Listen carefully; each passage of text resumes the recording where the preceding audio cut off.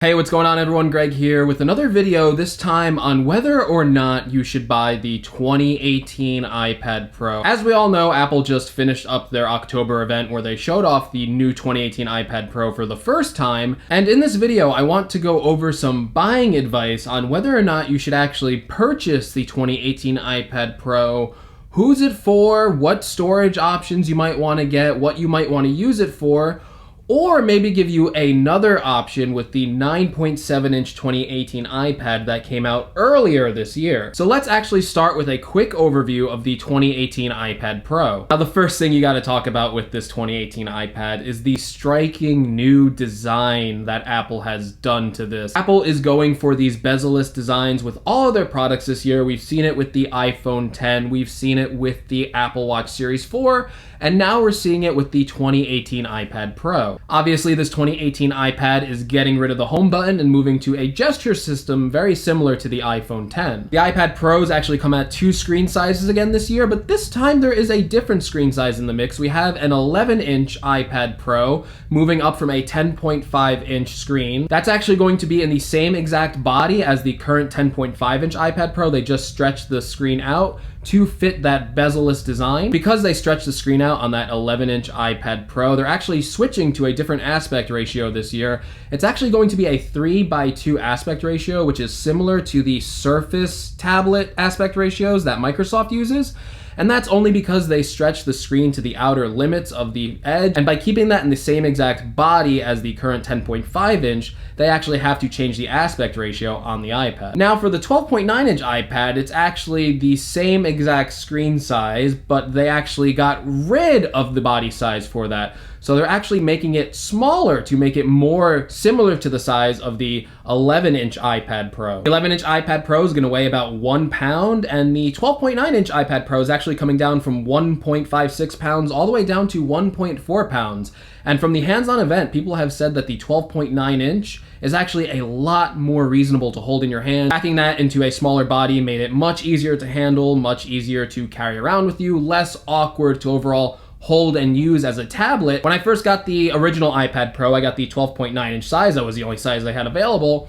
And I did love having that extra big screen, but I gotta admit, using it as a tablet, it was a little bit unwieldy. Definitely excelled more in the keyboard mode, but when I get an iPad, I wanna use it as a device that can do multiple things. So I wanna use it as a tablet, I wanna use it as a laptop replacement. And for the 12.9-inch iPad Pro, it really excelled at being a laptop replacement. It wasn't as portable as I would like for an iPad to be, but this year's iPad selection is just going to be a lot harder considering they shrunk down the 12.9-inch iPad. And there's also an 11-inch version, which already is portable, but now it's going to have an even bigger screen than the 10.5-inch iPad Pro or the original 9.7-inch iPad. So I think it's going to be very hard to choose an iPad this year. But the 12.9-inch iPad is not cheap. It starts at $999, so $1,000 starting price for the 12.9-inch iPad. The 11-inch is a little more reasonable, starting in at $799. And for the 11-inch size, that could go all the way up to $1,549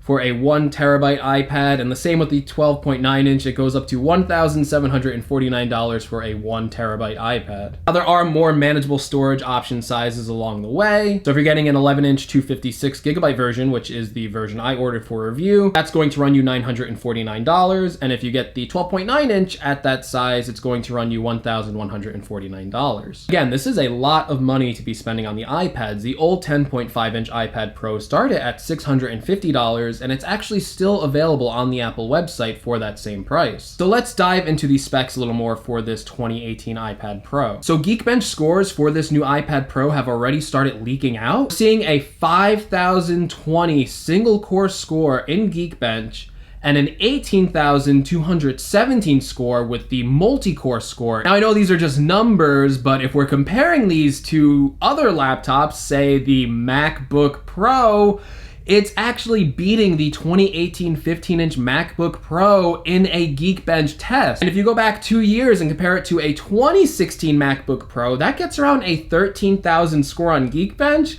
So you're getting a 5,000 higher multi-core score on the 2018 iPad Pro compared to a MacBook Pro from just 2 years ago. I know this is just a benchmarking test, but to see that kind of performance coming out of a tablet you carry around with you, It is just insane hardware what Apple is packing into that A12X chip.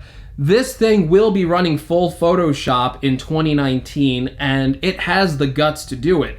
This is going to be a very, very powerful tablet, and I can't even imagine what the 2019 iPad Pros are going to be doing in terms of performance. Now, one other thing to note with the 2018 iPad Pros, and this actually wasn't mentioned by Apple, but early tests and early results are showing that the 1TB model of the iPad Pro on both the 11 and 12.9 inches actually have 6 GB of RAM inside of them, and the lower storage versions only have 4 GB of RAM. I'm not sure how this will affect performance, but if you're really worried about future-proofing yourself, if you're gonna be using this for Photoshop, and you have the money to spare because the 1TB models are expensive, that's something you need to consider if you want the 6 GB of RAM. Although maybe this is a technical limitation with the way that memory is allocated, and maybe you need 6 GB of RAM to better manage 1TB. I'm not exactly too sure on the technical aspects of that. I've never heard of anything like that. I can't picture anything like that, but maybe that is the reason for the RAM increase on the 1TB models. Okay, let's talk about some of the reasons why you might want to buy this iPad Pro. So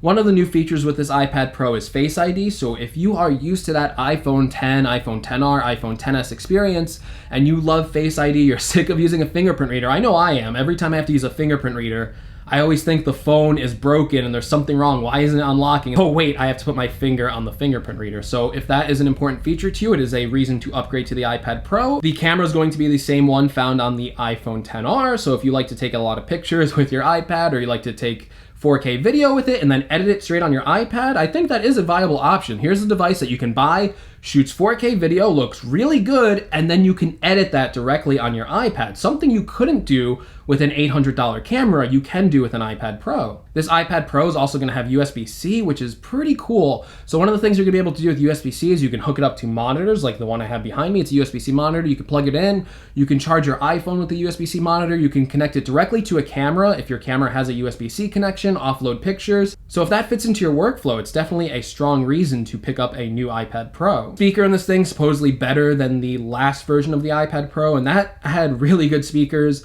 So if you need better sound quality, if that's important to you, if you listen to a lot of music on your iPad Pro, another reason to consider it. Let's get into some more specific use cases here. So say you're an artist.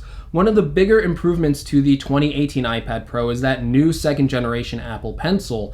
It has a more matte finish, so it's more comfortable to hold. I actually know a couple artists who own iPad Pros and who have the Apple Pencil, and one of their biggest complaints about the iPad Pro, even though they love to use it for art, is that it was hard to adjust getting used to using the first generation Apple Pencil. It was a little too hard, a little too heavy at certain areas, and a little too unwieldy for them. Of course, they adjusted over time. I really liked the pressure sensitivity, the input lag, the tilting, and the technology put into the first generation Apple Pencil, but it was just a little bit uncomfortable for them. Also didn't like the fact that it didn't have a shortcut button so they could map different controls to it. And on this one, they actually have a gesture for a double tap on the Apple Pencil, so you can quickly change brushes, change to an eraser, or any other shortcut you want to do. And a third reason is this Apple Pencil has an improved charging method. So instead of plugging it into the Lightning port, which was a little bit annoying, you can now store and charge this Apple Pencil just by connecting it magnetically to the iPad Pro. Some really big improvements to the Apple Pencil on the 2018 iPad Pro. If you are a heavy Apple Pencil user, if you are an artist,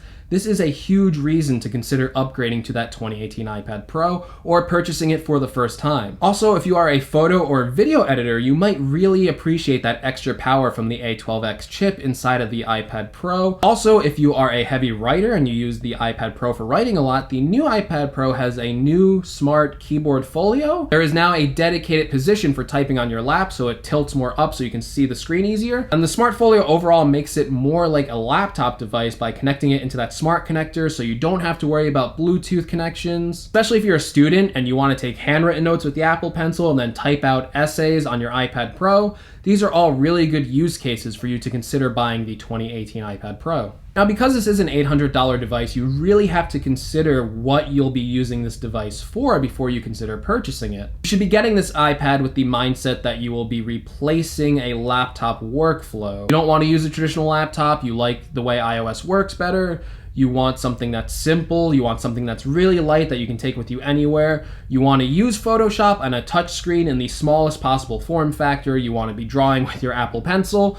those are all use cases you have to consider before you decide purchasing an $800 tablet. Although this screen is going to be great for browsing the web, going on Twitter, watching YouTube, and I'm sure anyone who purchases this iPad Pro is going to be doing that, I believe there has to be some sort of productive task to warrant the cost of purchasing this iPad Pro besides just watching YouTube videos all day. So I already know what a lot of you are thinking. You're thinking, Greg, you're purchasing the iPad Pro, why shouldn't I purchase the iPad Pro? And that's because there is another product in Apple's lineup that might suit you better if you don't need those specific Pro tasks that I outlined. You're only planning to use this to browse the web, go on email, go on Twitter, watch YouTube, watch Netflix, maybe do a couple of FaceTime calls, maybe do some light multitasking. You're gonna hook up a cheaper Bluetooth keyboard to the iPad Pro to do some writing. There is another iPad out there for you that has tremendous value. I actually reviewed it on the channel 5 months ago, and that is just the regular iPad. It starts at $329. And I've seen it go on sale for as low as $250. You could buy 2 of these iPads for the price of 1 iPad Pro. It has a 9.7-inch screen. The screen's not laminated, although when I reviewed it, I thought the screen looked really good. I really couldn't notice the lamination unless I really held the screen to my face and actually looked for that air gap in the screen. I thought it was a really good screen. It's still a Retina screen. Now, the cameras on this device aren't the greatest, but if you're just using the camera to do FaceTime calls, or maybe you want to scan a couple documents with the rear camera, even the occasional photo or video looks good on it as long as you have proper lighting, but it is in no way near the current camera level of the iPhone XR or the iPhone XS. It has an A10 Fusion chip in it, which is actually a pretty good chip. It's the same exact chip found in the iPhone 7, so it's now 2 generations old. When I reviewed it, it was only about 1 generation old, but it's still a really, really good CPU, especially if you're doing lighter tasks. Even if you're an artist and you don't have that much money to spend, if you only have $329, this iPad Pro actually supports the first generation Apple Pencil. So if you're an artist on a budget,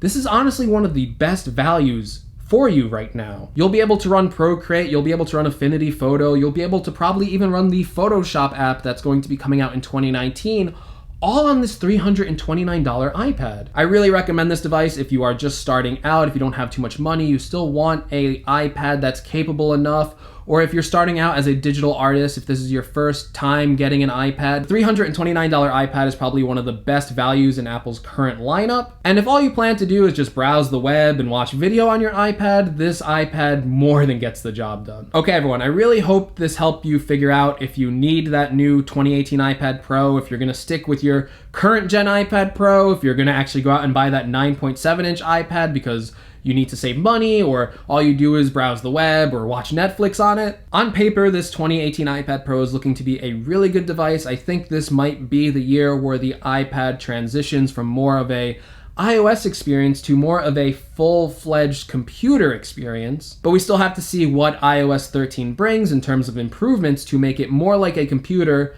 and less like an iPhone. Okay, everyone, thanks for watching the video. If you liked it, make sure you give me a like. If you want to see more from my channel, including a review of that iPad Pro coming up next week, make sure you subscribe to the channel, and I will see you all in the next video. Take care, everyone.